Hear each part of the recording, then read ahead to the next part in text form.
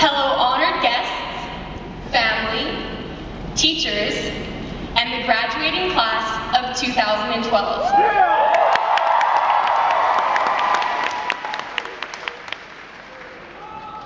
Congratulations. I'm honored to be speaking to such a successful graduating class.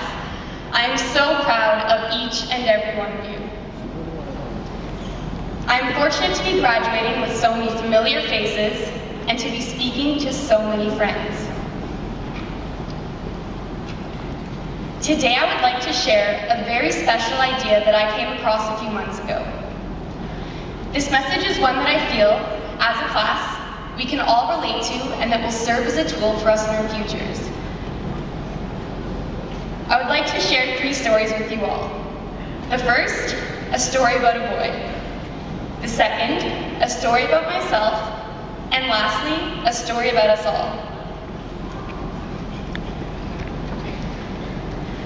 A young boy was adopted by a working class family whose life savings were to go toward his post-secondary tuition. When it was time for him to go away to college, he went, but soon decided that it was a waste of his parents' hard-earned money. You see, this boy went to college thinking it was the right thing for him to do. He didn't know what he wanted to study, and he didn't know what he wanted to do after college. He quickly decided that he didn't see the value in staying in school, so he dropped out. However, he continued to sit on in classes that he did enjoy, one of which was a calligraphy class. He was inspired by the beauty and the detail of different font types and the spacing between letters. 10 years later, that experience, combined with another passion in his life, computers, led him to launch a desktop publishing revolution. You may not know Steve for his love of calligraphy and fonts. However, you may know him as the man responsible for the most successful computer company in the world today. His name is Steve Jobs, and he is the co-founder of Apple Computers.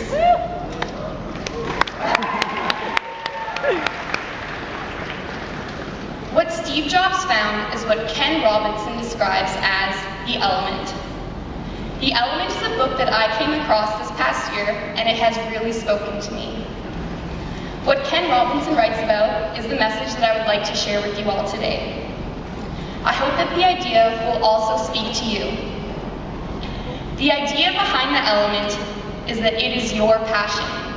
It is that unique something in life that you feel you were born to do, and that you feel was made for you to do. Robinson's message is the importance of igniting that passion and pursuing it as a career. In his book, Robinson writes about highly successful people who owe their success to finding their own element. People like Steve Jobs. Some of the people mentioned in his book are Matt Groening, creator of The Simpsons, Dr. Paul Samuelson, Nobel Prize-winning economist, Paul McCartney, rock and roll legend, Gillian Lynn, co-creator of Cats the Musical and The Phantom of the Opera, just to name a few. The book explains each of their stories and emphasizes the one commonality among them all, that each of them found success and personal satisfaction upon discovering the thing that they naturally do very well and that also sparks their interest. They decided to pursue what they loved for the rest of their lives, with no guarantee that it would lead to success. However, because they did what they loved, they became extremely proficient in what they were doing, and all ended up being very successful and very happy. So here's my story. Throughout my first couple of years at New Westminster Secondary School, I had a serious issue finding motivation to do well in my classes. I felt as if there was not one single class that really got me excited. Unlike Steve, I could not just drop out of high school. And with grade 12 approaching, I knew that I would have to apply to university, and I also felt like I needed to decide what I wanted to pursue as a career before leaving high school. I'm sure a lot of you can relate. and it wasn't a good scenario. I was also feeling as though everyone else around me already had some kind of passion and some kind of career in mind, and I didn't fit in. However, at the most unsuspecting time in grade 11, something special happened to me. I had a moment where everything just seemed to click.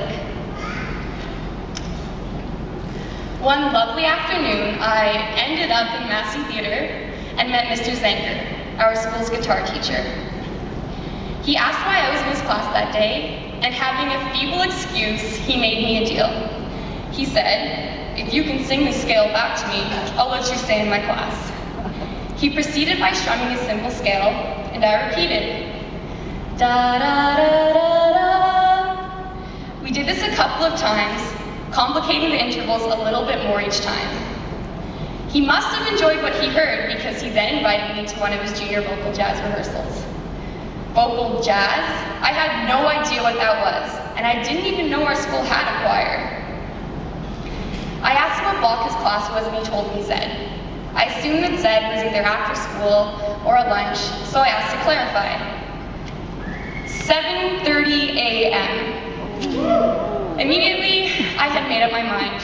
There was no way.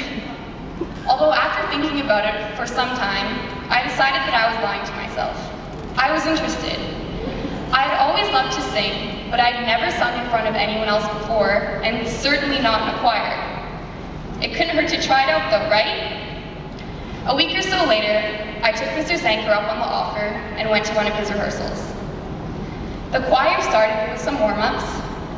It felt kind of weird at first, but soon thereafter I felt relaxed, I felt at ease, and as if I'd been doing this my entire life.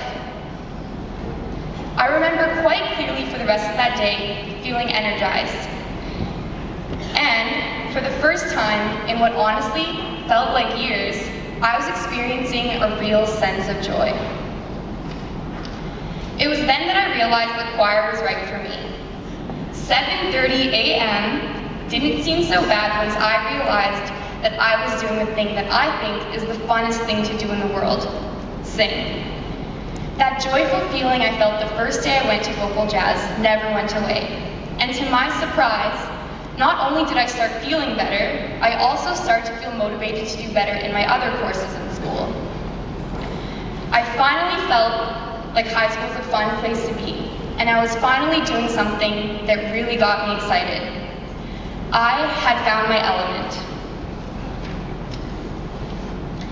Being a part of the music department at New Westminster Secondary School has truly been the greatest experience of my life. I'd like to take a quick moment to thank all of the teachers, students, and clinicians whom we work with for inspiring me every day. Finding my element has also led me to some new friendships. Friendships based on a common interest, music. I feel as though these are very special relationships. I have not connected with people in the same way before, and having these connections has inspired me to do things I never thought that I would do. I fell in love with jazz, and I fell in love with singing. And for the first time in my life, I really felt like I found a place to belong. Now, a story about us all. Entering NWSS, our first days in school. We all felt a little bit lost. We felt overwhelmed and weren't quite sure where we would end up in the school, or our place would be. Would we be popular? Would we ever be allowed to hang out on the overpass? Would we find a place to belong? We wanted to connect the dots of what high school would be, but couldn't do so without first experiencing it. As Steve Jobs said, you can't connect the dots looking forward. You can only connect them looking backwards. Over the past 4 or 5 years, we have all grown, and we have all found our places in the school. Now that we're leaving NW, we can start to connect some of these dots. For me, it was becoming involved with the music department. Maybe you were an all-star in a school sport, a leader in a club, a master engineer, a board game guru, an anime enthusiast, an environmentalist,